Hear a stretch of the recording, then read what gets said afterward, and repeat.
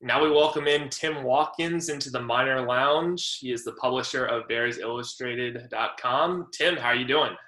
I'm doing great. I'm excited that we actually got to see some live basketball for the Bears and ready for a couple of top five matchups this week with Illinois and Gonzaga coming up. Yeah, knock on wood, but hopefully the matchups in Indianapolis hold true. So first and foremost, you have a good Thanksgiving. I did, with a small amount of our family. And I cooked way too much, and I'm still tired from taking care of the kids. So good to be back with the real world. Gotcha. What's the signature dish in your household? I'm a stuffing connoisseur and pecan pie. So if you give me those two things, that's all I need for a happy Thanksgiving. Gotcha. My wife, Gotti, makes some really nice pecan bars. So not exactly a pie, but I'll very, take very it. similar. I'll So take it. understandingly. So, well, great. Well, glad that you guys stayed safe and had a good time. Like you said, excited that Baylor basketball actually got some games under their belt. They're going to go to Connecticut, play some top ranked teams in Arizona State and Villanova. Coach Drew got tested positive for COVID. Those teams said the safety reasons we don't feel comfortable. And then it was a mad scramble to find some other games to play in Las Vegas. So from everything you heard, how did that come to fruition? Well, it was really Scott Drew being in isolation and with nothing else to do, as to find his Right. team opportunities to play. I mean, Coach Tang, or I guess interim Coach Tang, told us that last week, is saying, "Hey, Scott Drew is a dangerous man when he's left to his own devices." So Right. he scoured the heavens and earth and got Baylor two games against not the quality that we would have expected from a Villanova, another top five ranked team. But two teams that everybody has heard of, and a team in Washington that defeated Baylor last year and really set up their season with that 25 game winning streak or 23 game winning streak to really turn them into the number one team in the nation for 5 straight weeks.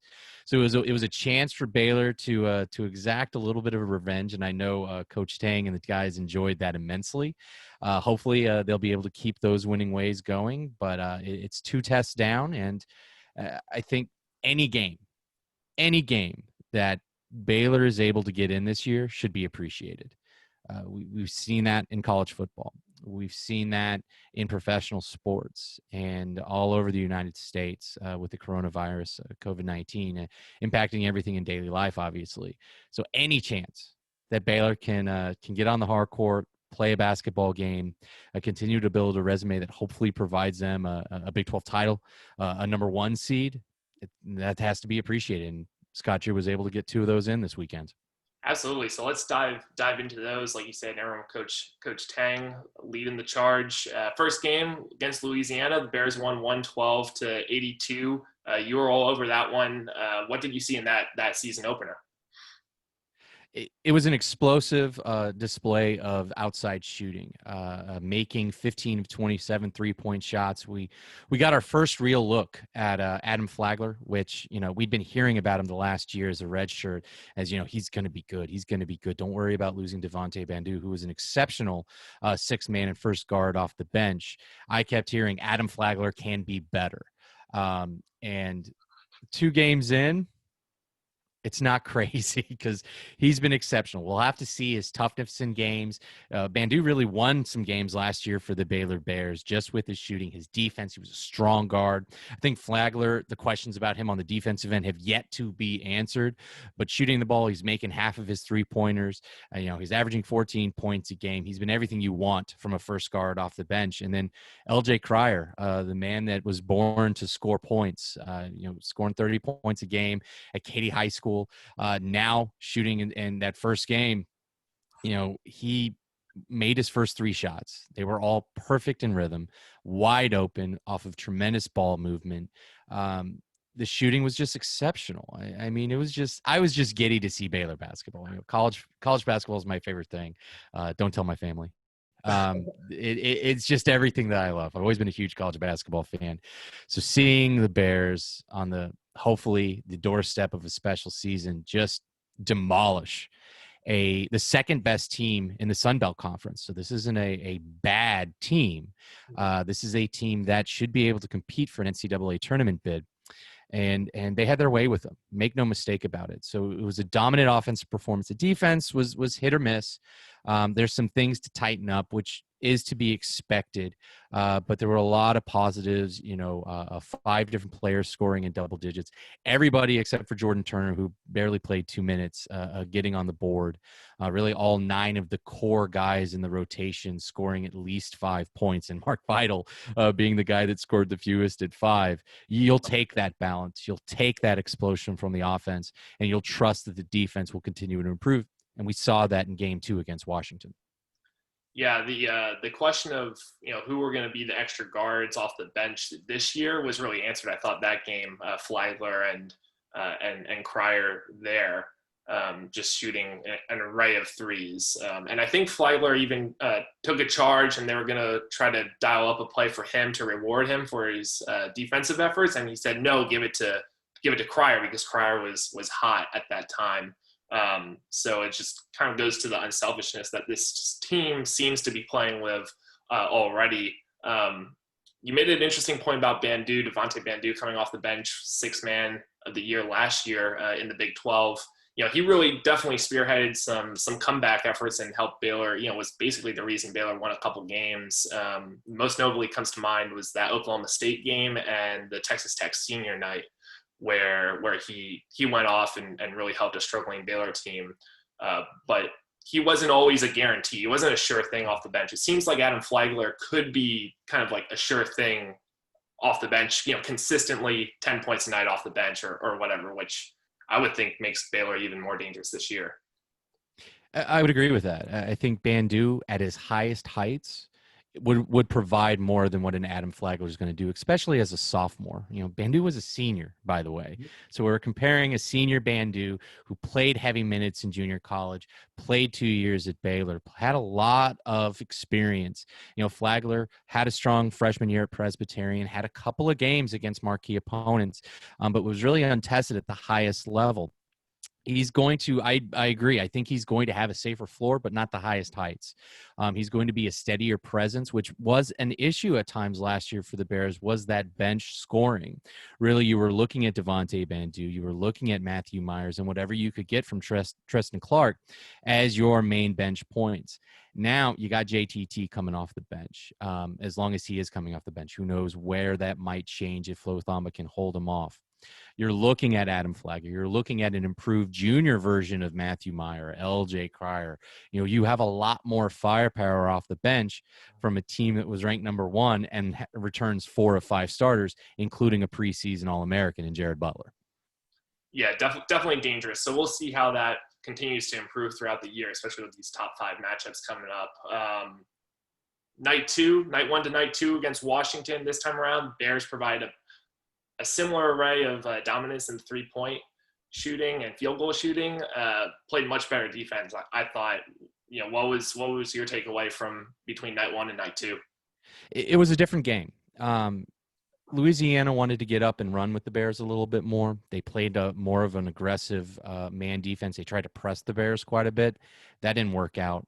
Washington, as Baylor fans have grown accustomed to from the prior few years under Scott Drew, the play is the zone defense, and that is designed to slow the game down and really make it an uglier a look to it. And they succeeded at times. Baylor had a couple of scoring droughts that we didn't see against Louisiana, but I love it when college basketball fans and Baylor fans or any university's fans freak out. It's like, oh man, we always have a 3 or 5 minute drought. I got breaking news. Every college basketball team usually has a 3 to 5 minute drought. If you watch enough college basketball, every team happens. This is not a unique thing to Baylor and Scott Drew's offense. It isn't a de-evolution, and Scott Drew doesn't know how to coach offense anymore. Every college basketball team runs through those droughts, and Baylor didn't have a drought against Louisiana. That's how you score 100-plus points. Against Washington, they went a couple of minutes without scoring. I think it was 4.5, 5 minutes, and didn't get a single point, and that trimmed the lead from, I think, 23 to 14. You'll take that. You can have that gap, that bridge, when you have a lead like that. It doesn't kill you. And then Baylor responded going into the second half or into that second half. They responded and really dominated. I mean, you look at the first half of the first half and the second half, Baylor won it 23-5 and 21-9. Washington, even with that drought, only won by 4 points in that second half of the first half. You're going to have a quarter of the game where you don't win it against a team with a pulse. And Washington is a top, 7,500 team. Louisiana is a top 150 team. So we're not seeing the elite of the elite so far. That's for this week. Right. Baylor is going to have a drought against a very good top 5 ranked Illinois team. Baylor is going to have a drought against a top 1 or 2 ranked Gonzaga team. It's going to happen. So Baylor did what they needed to do. They took care of business. They dominated the glass. I think it was 50 rebounds overall. 50 to 9. Mark Vidal had 15 to Coach Tang's point. Washington had 19 rebounds. 4 of those were team rebounds. So they really only had 15 statistical rebounds, as many as Mark Vidal had. And when you dominate any team on the glass like the Bears did, you're going to win by a lot. And that's what they did. Yeah, absolutely. Interesting. Going back to the comment on the droughts. Yeah, I've had many people, coaches, tell me before. It's a game of runs, right? And it's about how you respond to the run and create one for yourself. The next 4 minutes or the next whatever it is. How do you respond to that? Do you see the key to defending Baylor just in general as a 2-3 zone and just hope kind of that everybody's basically cold? Or I mean, what's your thought there? How you defend the Bears? I don't think there's a great way to defend this Bears team because out of those 5 guards, you can even throw Matthew Meyer in there as an above average to good 3-point shooter. Right. You can't hope that all 6 of them are cold at the same time. That's almost statistically impossible. More than likely, your best case is 3 or maybe 4 of them being cold. I think the best way to do it is to slow the game down, which a zone does do, but slow the game down, take your time, limit the possessions, and don't turn the ball over.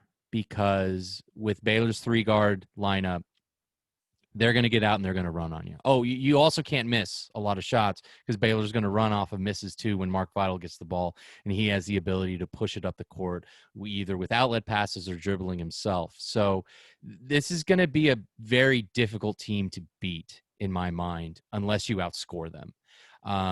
Baylor, I think, has a chance to be a top 3 offense. I think the defense is going to take a step back this year. The center position, Freddie Gillespie covered a lot of ills. It allowed the guards to play very, very aggressively. It allowed the Bears to switch aggressively, something that in the college game is very hard to adapt from. You're used to attacking those slow-footed centers. Well, last year it was Mark Vidal and Freddie Gillespie, which could cover respectfully, especially Vidal, could cover a point guard. They could keep Marcus Garrett in front of them. This year, I don't know if Flo Thamba can do that. We'll see if JTT can do that. I think he has more potential at that, but he's not going to play the amount of minutes that Freddie Gillespie did.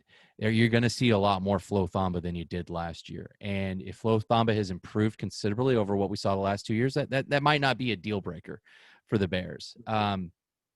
The Bears are still going to be a top 10 to 15 defense. They're not going to be a top 3 defense, which for the majority of the year that we saw. But this is an offense that could be legitimately one of the best in the nation especially when 3 or 4 of the guards are shooting it, and ridiculous when all 6 of them are making shots, as we saw in the opener. Yeah. Do you see Jonathan Chachua breaking into the starting lineup over Flo Thamba at any point? Because that's kind of where I kind of envisioned Baylor heading. And when I was watching the game, it seemed that, it kind of took me back a little bit because I didn't realize that, JTT is a little bit smaller than I had, thought. He's only 6'8", Thamba's 6'11". As we'll get to, there are other guys. There was, Nate Robinson and was 6'11" for Washington, and Illinois, the line I have is 7-footer. So, It's going to be interesting. I think most Baylor fans expected Flo Thom to be in a reserve role. He's really been the third center the past few years, and at times has struggled. Make no mistake about it. A lot of teams used the few minutes that he was playing as a way to catch up a little bit. I think he looks a little bit quicker this year. He just looks like a little bit more capable at not making the big mistakes, which too often last year he did, either not switching appropriately or fumbling the ball and turning it over. Now, JTT, he struggled to catch the ball under the basket a few times. He fumbled the ball out of bounds a little bit, didn't catch things clearly. That's something he's going to have to improve because we've got a lot of guards that can get into space, and if the defenders stay with the three-point shooters, which is probably the right idea, you're going to have to be able to drop it off to your center to be able to get some interior buckets. And if JTT can't catch it, then Flo Thamba is going to stay in the lineup because he has proven to be able to do that more consistently, at least so far this year. Defensively and rebounding, it's kind of a toss-up to me. I think Thamba is a better rebounder. I think JTT brings better energy and is a better perimeter defender and interior defender than what we've seen from Thamba over his career. But that might just be the shiny new toy that we saw dominate two lesser teams. We'll see what happens this week. I think we'll know who the better of the two is after playing some marquee front lines, especially against Gonzaga. They've got some incredible depth in the front court. And it'll be a tougher test for the Bears rather than just going against height, going against skilled height with the Zags. Yeah, that's a great point. So let's get right into it. Illinois, number 5 in the nation as of this week. Baylor plays them Wednesday. What are your thoughts, first impressions on the Illini? Their team, they've already got 3 wins under their belt. They've played teams worse or the caliber of Louisiana, and they've taken care of business. They've done what they needed to do. They have an All-American, and I might butcher his name, and I apologize. Ayu Dosununmu, I believe it is. He's a tremendous guard. He is an All-American on that first team with Jared Butler. Has been able to really excel over his 3-year career at Illinois. His freshman year, he was a solid player for them. Last year, he really took off as one of the higher minute players in the Big Ten Conference, really able to get into the lane, draw fouls exceptionally well, a slasher more than a true three-point shooter. He only shot 29% on 93 attempts last year from deep. He was better as a freshman, shooting 35% on 142 attempts. So the shot can come and go a little bit. He's 6 of 14 through 3 games so far this year. He's an exceptional passer, very excellent at dishing the ball out, good at protecting the ball, has a low turnover rate. He leads a strong guard unit, and I think it's going to be strength on strength here with Illinois. They've got some good size down low. I really like their guards. I think that's the strength of their team, even though Kofi Cockburn is a legitimate 7-footer, exceptional rebounder. He's going to be a beast to block out. And if Mark Vital is paired up against him in the 5 lineup with him being the center, that's going to be a losing proposition on the boards. So we'll see what happens. This is going to be a significantly tougher test than we saw the first 2 games for the Bears. Illinois is a good team, guys. They're ranked 5th in the nation. Ken Pom has them at 21st. But this is going to be a legitimate top 25, top 15 test for the Bears. Yeah, Illinois finished 4th in the Big Ten last year, right above Iowa, right below Wisconsin and Maryland and a couple other teams I'm forgetting off the top of my head here. They return a lot of players too. They were disheartened, just like Baylor fans were and the Baylor team was for the cancellation of the postseason due to COVID, right? And they have a lot of talent, as you mentioned, coming back, a lot of experience coming back. And I think, they're kind of in a similar spot where Baylor is. Just probably, I don't think they have the depth. I don't think they have a very strong or deep bench. So, touch on that, if you will. And then as well as that, for their freshman, Adam Miller, who's really made a splash in the first 3 games here.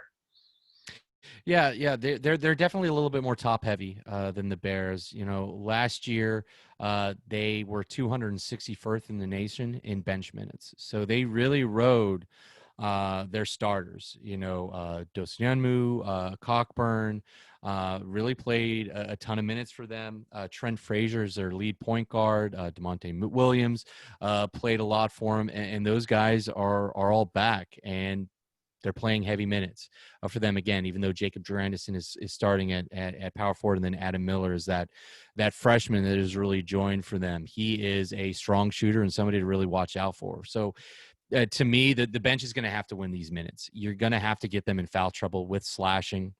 If you can force Illinois to go to the bullpen, so to speak, that's where your advantage is. Adam Flagler, Matthew Meyer, the second postman, either Thamba or JTT, that's going to be a better matchup than the backups for Illinois. So if it's a fast game, you want to get those five guys tired for Illinois and really make them work harder on the defensive side of the ball, get them moving, get them tired, get them to the bullpen, have their pitchers have their starting pitcher throw a lot of pitches and get to the bullpen, because that's really, I think, the weaker spot of Illinois in a matchup edge for the Bears with a true 9-man rotation. Yeah. So of course, getting them in foul trouble is one thing, and like Baylor, they have four starters coming back in Frazier, Williams, Cockburn, and Dosunmu. Mua. Gosh, I wish I had a better pronunciation. I apologize, everybody. We look for a pronunciation guy. We promise. I think it's Dosunmu. Dosunmu. That's easy. Ayu Dosunmu. We'll see. But him, Dosunmu, and Miller actually played it at Morgan Park High School together. So even though Miller's a freshman, there's there's that chemistry there already between an All-American. So not really a question there, just an interesting note. What's the key for Baylor in order to play defense on these guys? At the start of the game, before we get them in foul trouble, everything like that, just to solidly defend them and make sure that they don't get second chance opportunities, which Baylor dominated against Washington. Right. And Illinois doesn't really have a big team. They're a lot like Baylor, where they have a true center. Grandinson and Williams are both 6'5", 6'6", so similar height to what Mark Vidal brings. And then a trio of guards between 6'1" and 6'3". Baylor's actually a little bit bigger in the backcourt. So I think you put off night. You put Davion Mitchell on Dosunmu and hope you can stop him from scoring 30 points. He's the guy that really makes everything happen offensively, averaging, I think it's 31 points a game so far through 3 games. So it's he's scoring a ridiculous rate. He was at 16.5 points games last year. So you want to be able to slow him down a little bit. Yeah, he's at, let me look it up real quick. I'm seeing 25.7. 25.7. Yeah, he's at 25.5 points a game. So if you want to really hold him under 20. Adam Miller's at 18. And then Kofi Cockburn, their 7-foot center, is at 15 and averaging 15 and 12 a game. So they're top heavy. Yeah, and they're top heavy when it comes to scoring. Baylor's a little bit more evened out and spread out when it comes to that scoring load. So really, you're going to be looking at Dosunmu. I think Davion Mitchell could cover him. I think Davion could cover Adam Miller, and then you're putting Mark Vidal on Dosunmu or Davion Mitchell on Miller, and then trusting your post or to cover Cockburn, and then Jared Butler or Maceo Teague more likely to really cover that power forward role. So you could see the Bears do a little bit, but remember, Baylor wants to switch. And I think that's going to be the most interesting thing is, can Illinois isolate Dosunmu or Miller on whoever's playing the center? That's going to be the key for them. I think they're going to go heavy pick and roll. They're going to try and isolate the one weak spot for the Bears when it comes to guarding a perimeter player, or dump it off to Cockburn and let him cook, especially if they can get Teague or Vidal on him. Baylor will have to double. He can kick out. He's not a tremendous passer out of the post. He really wants to go up and make quick decisions. I watched a little bit of him last year. I haven't seen any of their games this year. So I think it's going to be hunting for mismatches. With Baylor wanting to switch everything, do they isolate Cockburn on a guard or Mark Vidal? Or can they isolate a center on one of Dosunmu or Miller and take him off the dribble and make Baylor scramble?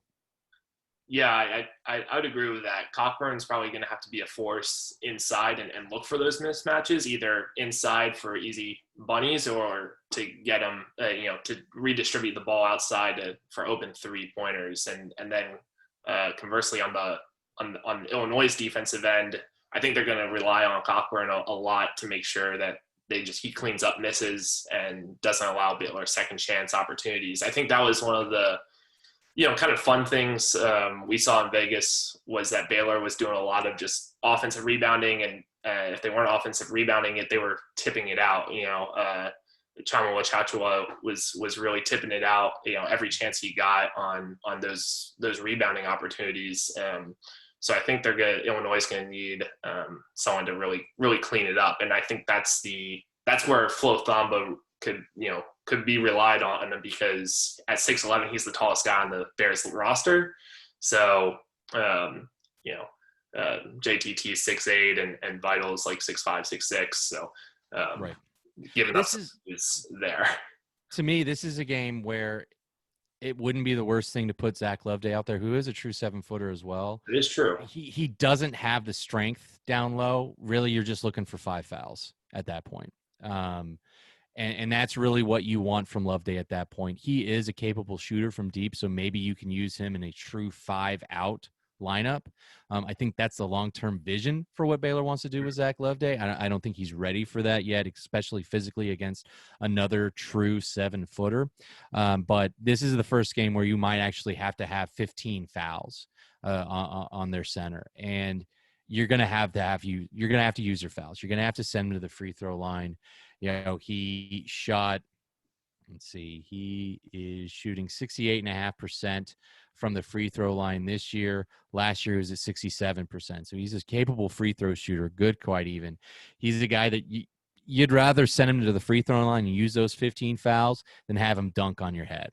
And that's really the end result is, can Mark Vital stay a little bit out of foul trouble, because he's the guy that's going to be coming across probably and helping in double, similar to what we saw Baylor do against Kansas last year against Azubuike. It's going to be a similar tie pattern as maybe Vital fronting him and the center behind him and really doubling that lineup. That is a possibility as well. So Baylor's going to have to figure that out. They haven't really played a skilled big man yet through 2 games. They're going to see one on Wednesday night. Yeah, absolutely. That's definitely interesting. So we'll see what Coach Tang said. Talked a lot about winning plays that Baylor looks for. The things that don't show up in the box score. What do you see Baylor having to do outside of that in order to beat Illinois and Gonzaga this week?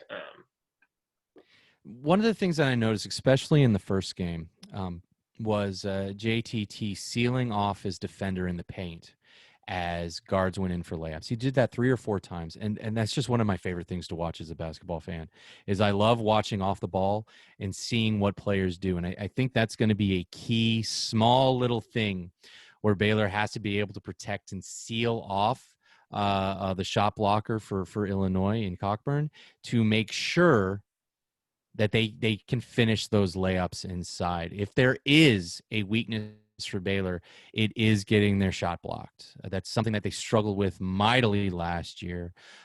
This is going to be a tough test for them. Even against Washington, we saw them block a couple of shots.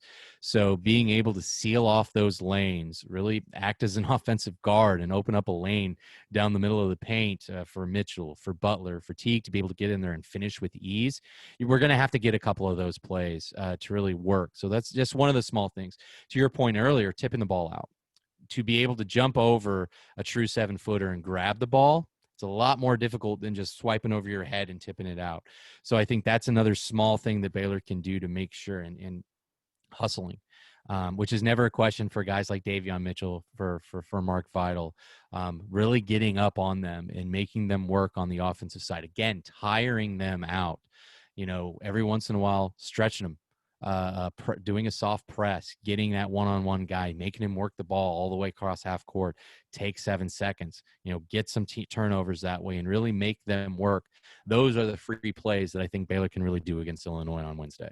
Absolutely. And we talk about 7-footers, and Jared Butler, I don't think he just says, I don't care how tall you are, I'm going to go and try to dunk it on you anyway. I mean, he almost dunked over 7'4" Soren of Washington the other night. So, And that was a play that Jared Butler never would have tried the last 2 years. Athletically, he couldn't do it. And that's one of the areas of feedback that he got from the NBA. You got to get a little bit more athletic. And that was one of the focuses he said he really, really wanted to do, is get a couple of inches on that vertical jump.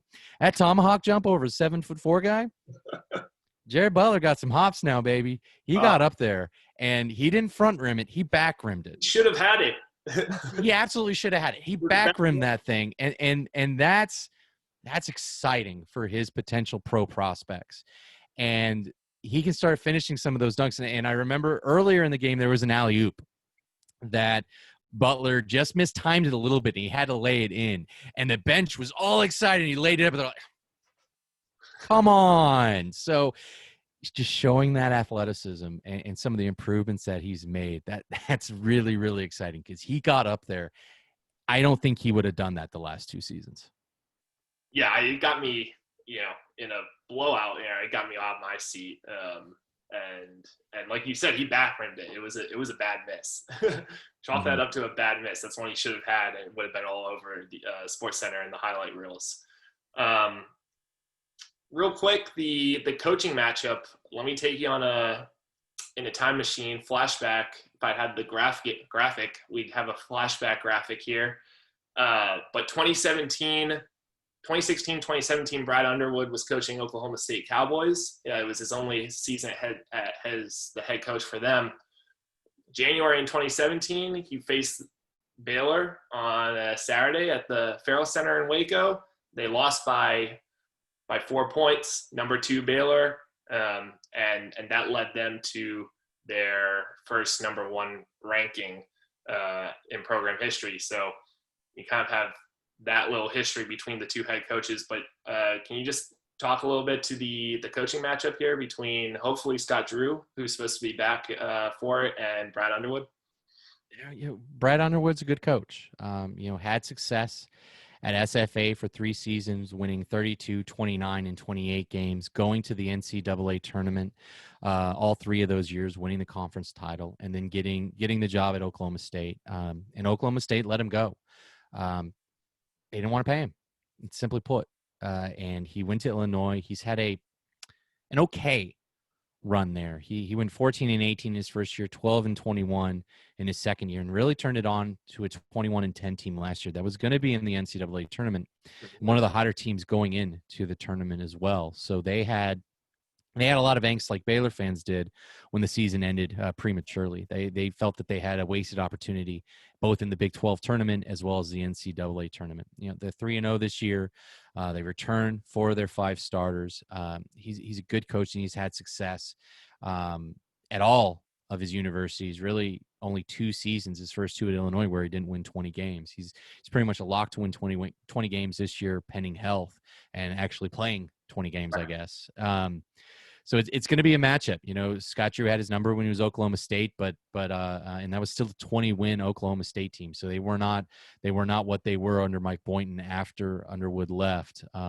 So it's going to be a good matchup. Underwood's a good coach, so it'll be a good test for hopefully Scott Drew on Wednesday. Yeah. Before I let you go, I'll ask for a prediction. One note that I want to make: Illinois' ranking seems a little bit inflated, if you will.